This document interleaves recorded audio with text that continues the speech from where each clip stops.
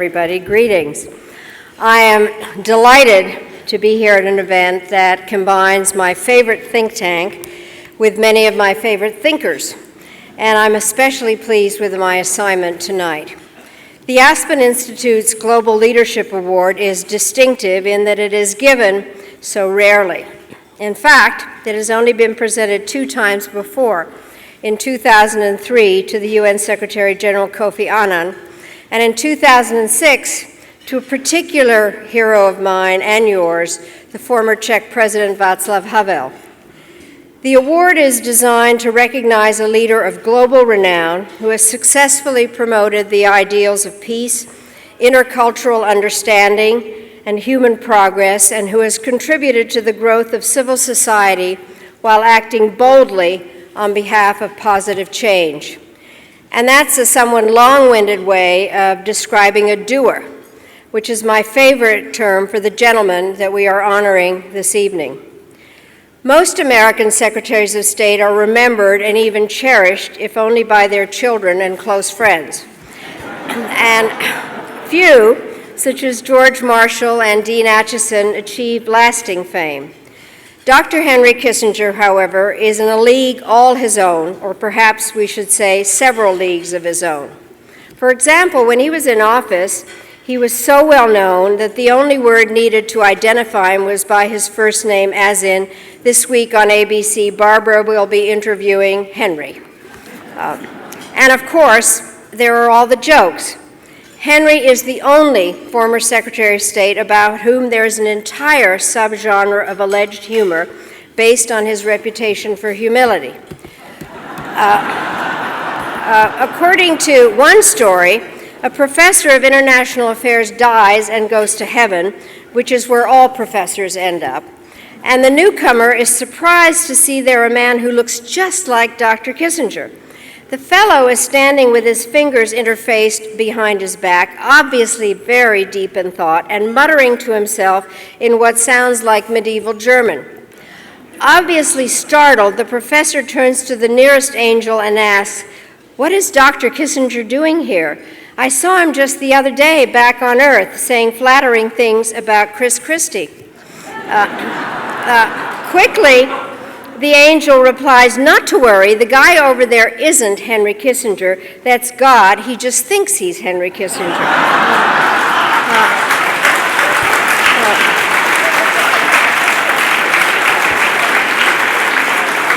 Now, that is actually a joke, but a true story is that I often go to meetings with the Chinese with Henry.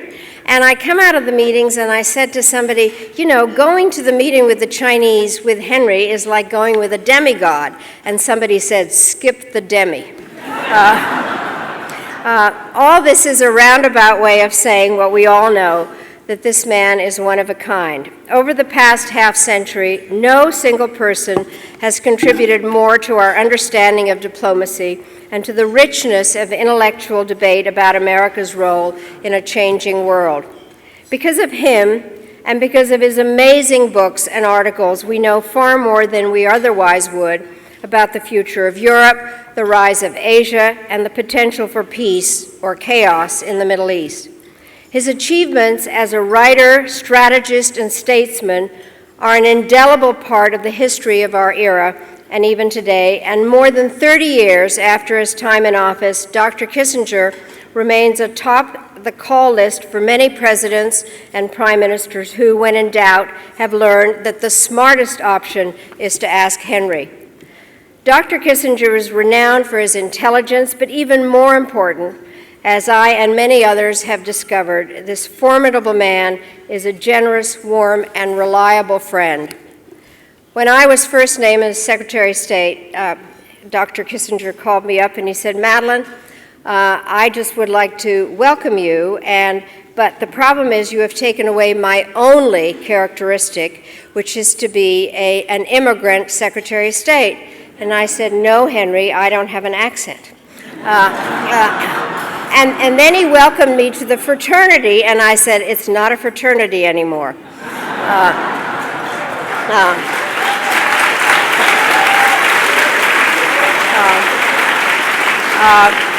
While I was secretary, I was able to call him very frequently, and we really, really are very close friends. Here at Aspen, we think kindly of our cousins, the British, who had a magnificent empire and 8 Henrys, but we can still take pride in pointing out that as the custodians of a great republic, we have not felt the need for more than one. Please join me in congratulating this year's recipient of the Aspen Institute's Global Leadership Award, our nation's leading statesman and scholar and most wonderful person, Dr. Henry Kissinger.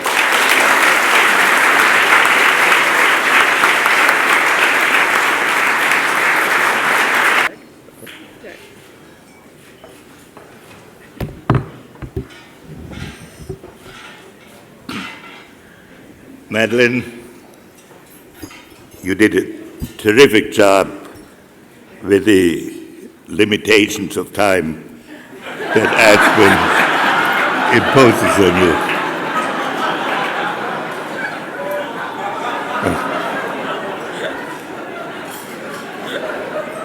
And you leave me in the position in which I once found myself,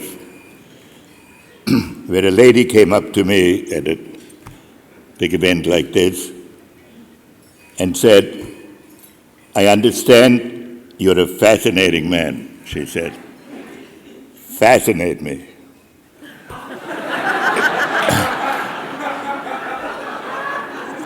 It was one of the less successful conversations that I have had. I was firmly instructed to keep my remarks to 3 minutes or less, so that all people attending here can say you were present at a historic occasion.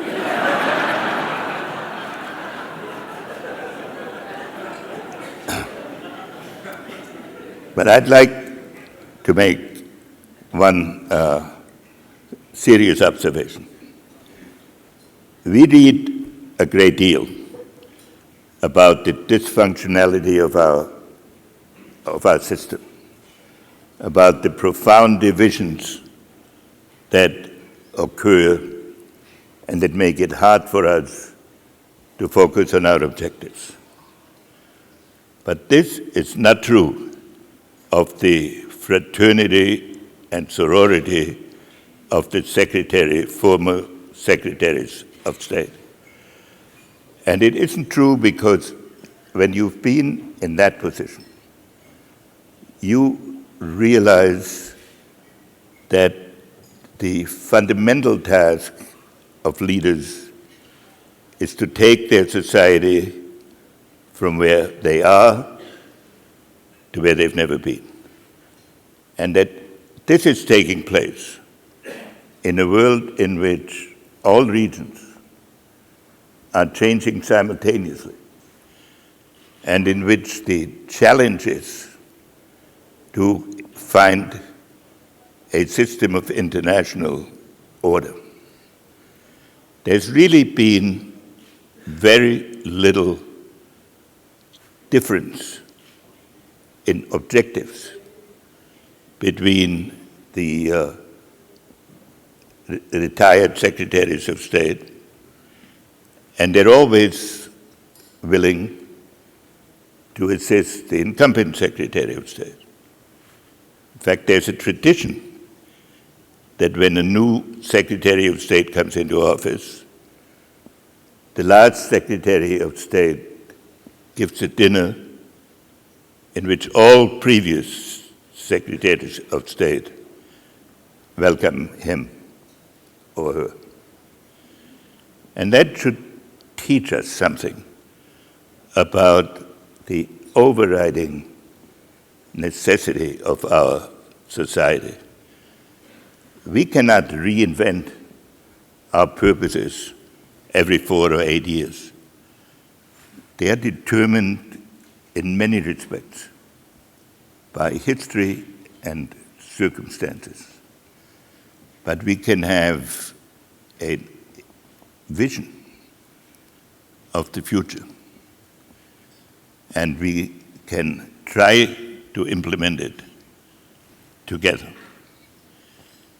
Now, when you've been Secretary of State, the first challenge you face is that you're surrounded by some 15,000 Foreign Service officers, each of whom is convinced that you could not have passed the Foreign Service examination.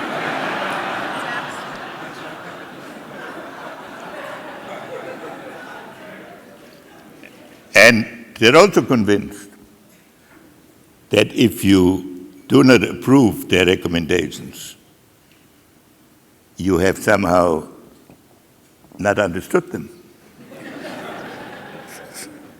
But at the same time, they're the most dedicated group, and it is a common experience that all of us who served as secretaries shared. So it's in that spirit.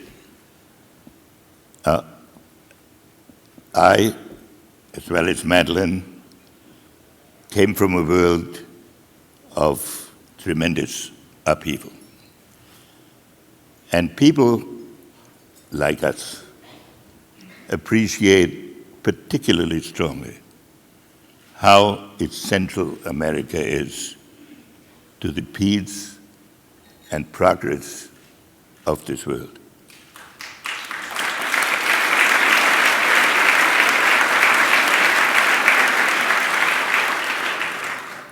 The Aspen Institute has made a great contribution through bringing together different groups on a variety of subjects. And I know you are condemned to listen to me for another 10 to 15 minutes in a dialogue. So let me thank you for this honor. Let me thank Madeleine, my old friend and colleague, and thank you for this evening.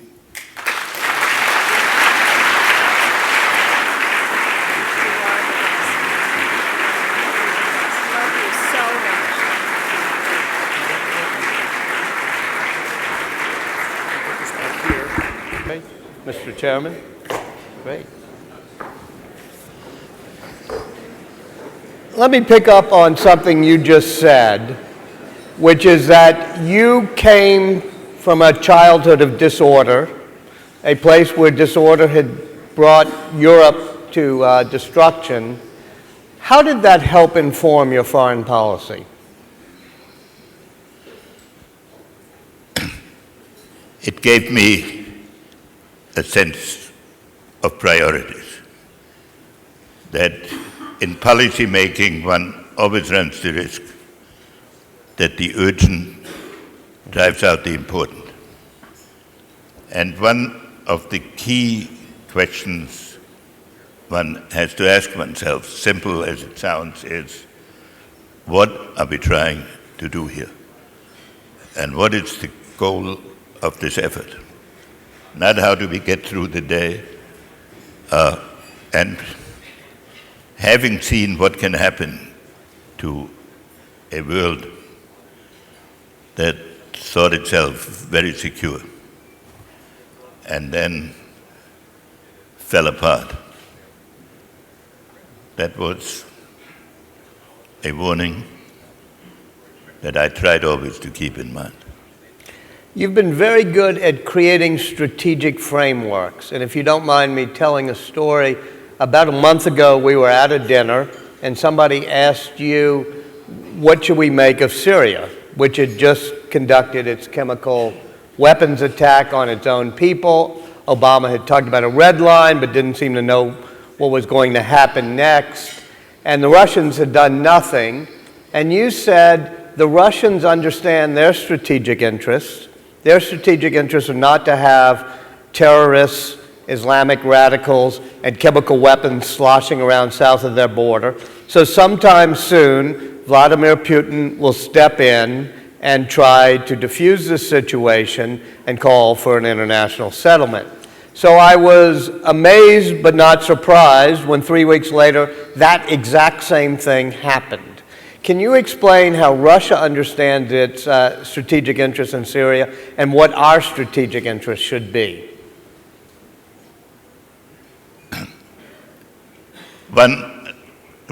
Russia has a variety of interests, of course, in Syria.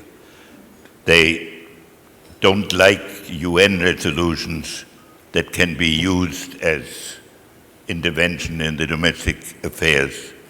But the fundamental interest they have is to curb or eliminate the non-state organizations like Al-Qaeda, Hezbollah, and not out of an abstract consideration of stability, but because there are 20 to 25 million Muslims in Russia living along the Muslim world, and therefore jihadists are bound to apply to Russia the same principles that they're applying or trying to apply to the rest of the world. So whatever national differences exist about Syria as a state, Syria as a part of the Islamic world, it was not in the Soviet interest to see the radical element enhanced. And therefore I thought that if they stood by while we bombed Syria, they would have, and since there wasn't much they could do about it, it would have demonstrated their incapacity to affect the events. It would probably have produced even more chaotic situation. And that was not in their interest. So I thought at some point, before we made a military move, they would attempt to settle this. Now, what is our interest? The way the Syrian issue has most frequently been presented in the United States is that an evil dictator is oppressing his people, that we have to punish the dictator and enable the people to form a democratic society. But that is not the essence of what is going on. Certainly Assad has done evil things. But the fundamental issue is between Shia and Sunnis and between the various minorities like Druzes, Kurds, Christians, most of whom are on the side of the Shia because they're afraid of Sunni domination. So I have felt all along that if one really wanted to stop bloodshed in Syria, one should look for a solution. There's no brilliant solution, but one should look for an outcome in which the various sectarian and national groups can be more or less autonomous and more or less self-governing, and that an absolute victory for anybody would lead to a bloodbath and would lead to the imposition of dictatorial rule. This is why I have not been in favor of military intervention there. And I've also not been in favor of military intervention because in my somewhat extended life by now, I've seen 4 wars that we entered with great conviction and found ourselves divided in a very brief period of time when we couldn't bring them to an end. So I'm reluctant to undertake military measures whose end we cannot describe. So I think now we may have an opportunity with Russian and American cooperation to move towards this outcome in the course of which Assad will certainly be replaced, but not as the focal point of the first move. How often do you speak to President Putin, and have you discussed this with him? Well, I speak to President Putin about twice a year at his invitation. And I don't write about it. I always check with the White House before I do it, and I always report to the White House what was said. So I'm not there to conduct an alternative foreign policy. My contribution is that I have time for a strategic discussion, and I can explain to him some of the deeper aspects of policy that can't be covered in dealing with the day-to-day crisis. Do you think that we have been good in the United States in the past few years in having a clear sense of our strategy and strategic interests in the region? Now, we find ourselves in this position, and no country has faced that before. To have some kind of international order, one has to have some idea of what the balance of power is, but also some idea of what would be considered by the various states as just. The trouble in the Middle East, or the challenge in the Middle East, is that there are a number of revolutions going on simultaneously. There's the long-established conflict between the Shia and the Sunni. There is the conflict between the secular and religious orientation in each country. There is the fact that most of the states in the Middle East have no history as states, but were created in the 1920s, in the aftermath of World War I, by the powers that concluded the European War. So we have found it difficult, and many others have found it difficult to get an organizing idea of what one is trying to do. Secondly, for the United States, we've been in a position of absolute predominance, which meant that we could turn every problem into a program and try and treat foreign policy as if it's the major task is to line up support for what we've already decided.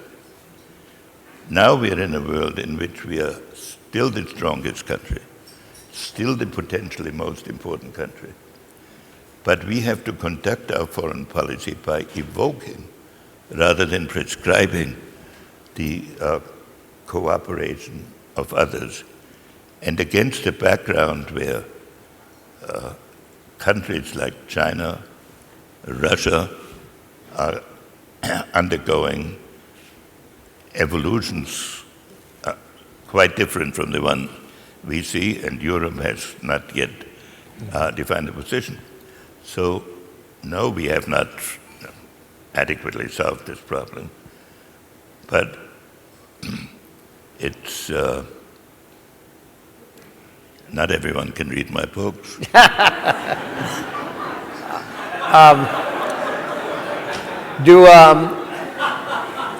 Do the interests of the United States and Russia align or conflict in Iran more? And what should we be doing in Iran with President Rouhani?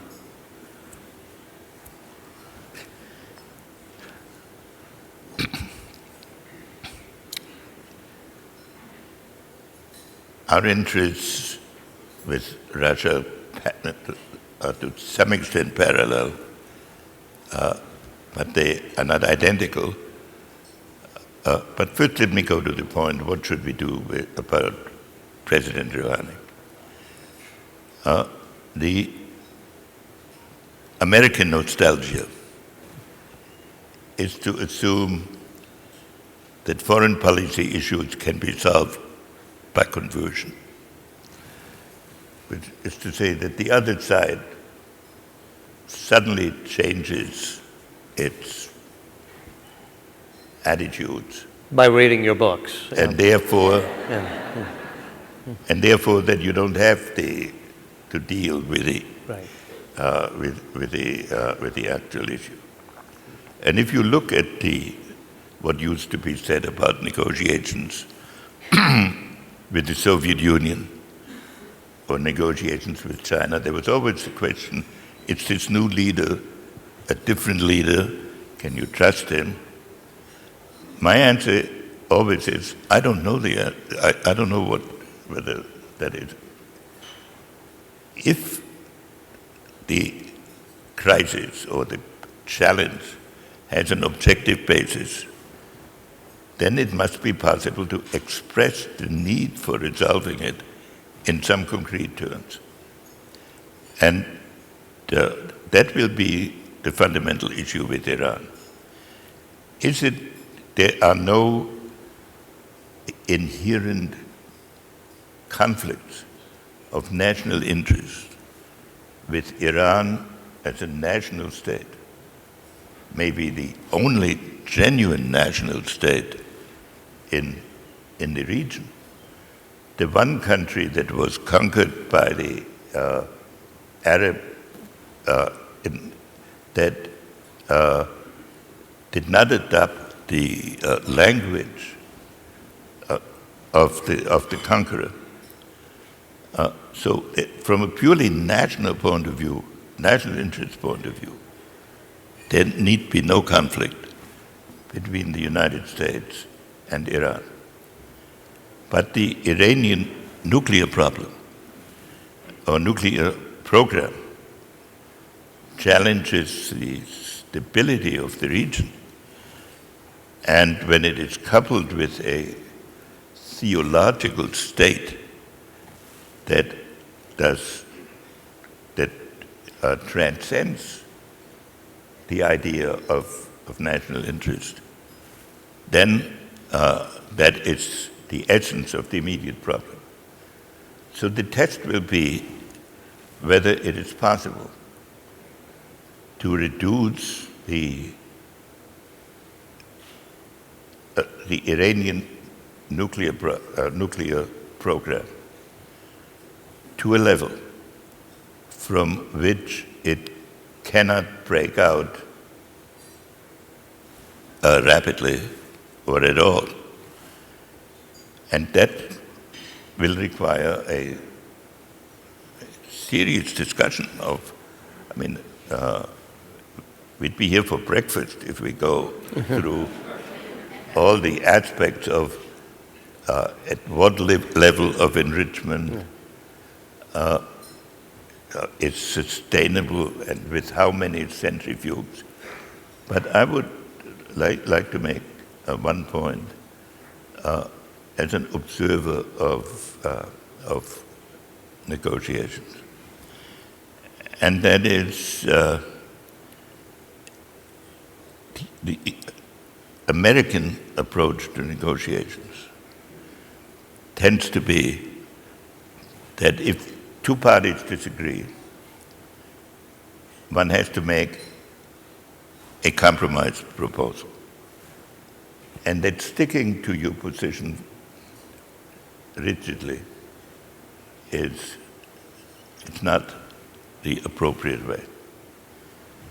And therefore, if you think that and if you follow this, you will see that almost every time there is a negotiation, there is a pressure in the media and also within the bureaucracy to come up with something new. So in the end, we are in danger of winding up negotiating with ourselves. If you look at the beginning of the negotiations with Iran in the Bush administration, the American position was that there could be no enrichment on Iranian soil, that the fuel cycle could not be completed on the Iranian soil. Iran at that time had 100 antiquated centrifuges. Now they have 19,000 centrifuges. And now, reading the newspapers, the position is that the issue is, can we stop them where they are? But in order to answer that, one has to know how quickly you can go with 19,000 centrifuges from the limit that has been established, and what else may exist that we don't know about. That's where the debate has to be. If we can settle the nuclear problem, then on the question of national interest, there's no real conflict between Iran and the United States. Now, the Soviet position, the Soviet challenge is, or the Russian problem, they probably have concluded that the Iranian nuclear program is too far gone to reverse. And at any rate, they have this concern that they become the principal target of Islamic outrage. So, my judgment is they would be delighted if the nuclear program could be abolished. But probably they are now focusing, as we seem to be, on seeing whether a limit can be established. And on that, I think they will cooperate with us. And so they'll be helpful to us on that. That's my impression. You were very close to the Shah of Iran. If he were, or his house were still running Iran, would they be pursuing a nuclear program, and would we be trying to stop it? I was security advisor and Secretary of State for the United States. So the idea that I was personally close to the Shah, yes, I liked him. But that was not our... Iran at that time, and in administrations that preceded us, was an essential element of the structure of the Middle East. In the 1973 war, they were the only country adjoining the Soviet Union that did not permit the overflight of Russian or Soviet supplies into the Arab world. Now, would he be building nuclear weapons? He started the Iranian nuclear program. And it was not fully understood at the time that once you start a peaceful program, there's the temptation to produce fissile material which can be used for bombs. So if he had developed a nuclear program, we would have opposed it. Okay. Because I think a nuclear program in Iran, with the impact, nuclear military program in Iran, with the impact that this must have on surrounding Muslim countries, and the additional impact it must have on Israel, and the danger that this creates, that when you have so many nuclear countries impacting on each other, of preemption, it would be extremely destabilizing. So I think it is not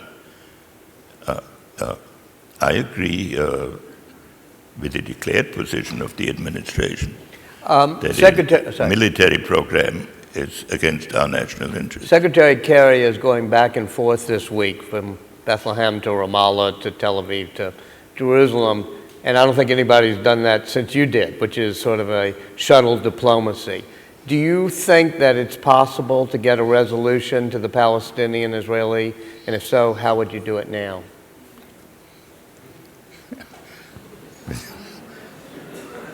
With all the self-confidence I have, I do not claim that I would know now alone something that is but let me say about the Palestinian issue. I don't believe that it is possible to get an overall settlement under conditions in which Egypt and Saudi Arabia are not part of the system, because in the name of what is the security to be guaranteed. So I believe that it will probably come down to whether some interim agreement is possible or is willing to be accepted until at least Egypt and Saudi Arabia would back it in the second line. But I have great respect for Secretary Kerry, and I think he's extremely courageous to make the effort.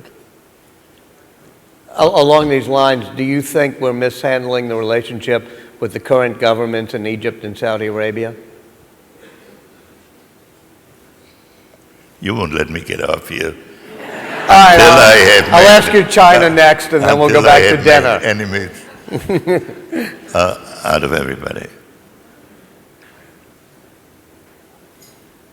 My view from the beginning of the so-called Arab Spring,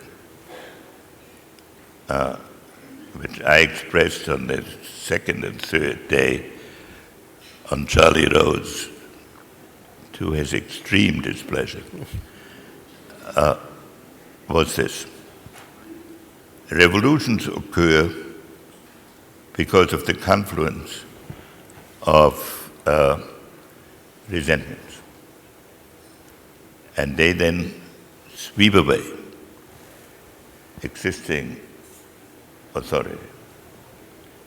That could not be prevented in Egypt, although a more dignified exit for Mubarak would have been more appropriate. But once the existing authority has been destroyed, the question will be how you can reconstruct a state. And then you have to analyze the forces that exist, the real forces that exist. There are democratic forces that we saw in Tahrir Square, but they're mostly in Cairo. In the rest of the country, the operating units are the military and the Muslim Brotherhood. In my view, the Muslim Brotherhood has to be hostile by the nature of its history to a peaceful order. And a Sharia-based society cannot accept that an election undoes the word of God. So therefore, they cannot have a democratic system that challenges their own rule. That's not evil intentions, that is inherent in who they are. And therefore, this conflict has developed between the military and the Brotherhood. I would, in the abstract, prefer that the people on Tahrir Square were governing the country. But what the administration faces is to make that choice. And then to hope that if the existing government prevails, that as the economy improves, they might go the road of Korea and the Asian tigers. And we should certainly strongly support this. But in the immediate future, operationally, we have to choose which way we will lean. But any of you who disagree with me can console yourself. There are many who disagree on this point. My last substantive question will be on China, which is how would you manage the rise of China so that they are allies or at least aligned with us in seeking a stable world order? Or is it inevitably that there will be some conflict that will arise?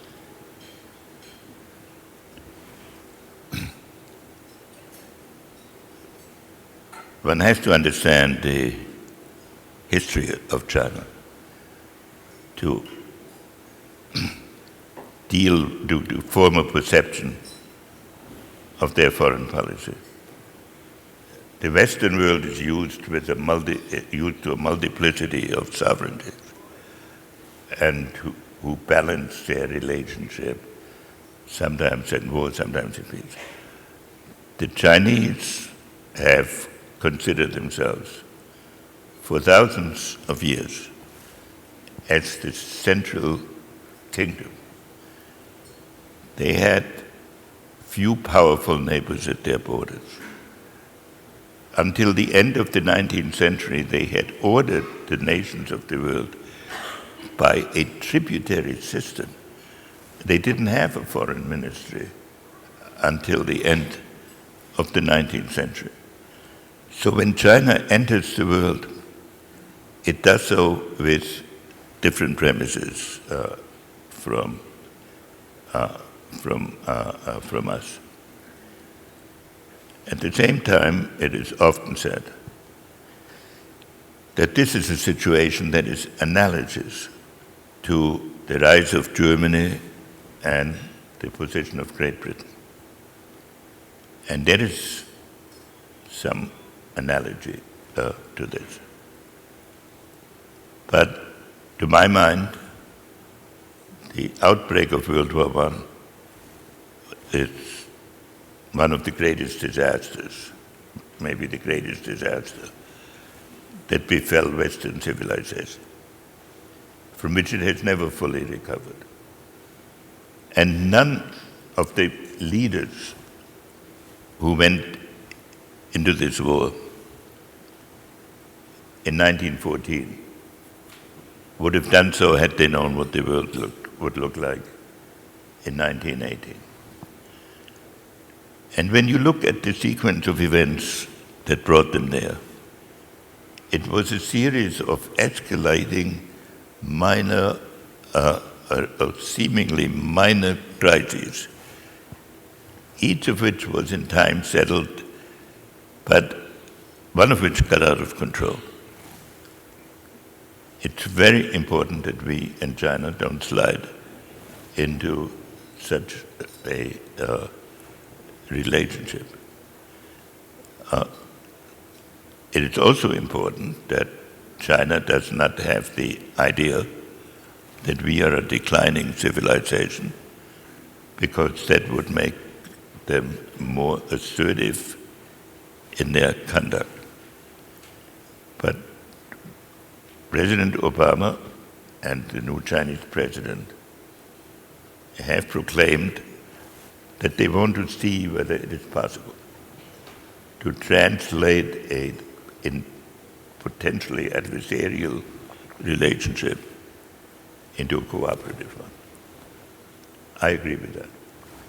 And I think it should be attempted because we'll get to confrontation soon enough if it doesn't work. And what is your next book? It's about some of the things we've talked about, how to think of international order when for the first time in history the various continents can each conduct their own policy, countries of the policies of other regions. In the 19th century, there was a sort of an international system, but it was run out of Europe. In antiquity, say, the Roman Empire and the Chinese Empire did not think they needed to form an idea of world order because they had no significant impact on each other. That's what I'm trying to write about, and I must say, so far, I've written a number of analytical chapters, and I'm at the point where I have to answer the question, and therefore what? And I haven't solved that yet. We'll have you back next year. If I may end on a personal note, about 30 years ago, I wrote a book, you probably don't remember this, about you, and I did say that you were the most brilliant strategic thinker of our time, and that you had created a framework strategically that saved America's power after Vietnam. But I do admit there were probably some paragraphs in it that were written more to amuse my New York establishment young friends than to be true to history. I don't know if you remember, but at a certain point you forgave me. On the theory that even the 30 Years' War had an end. Thank you, sir. Thank you very much, sir. That was very good.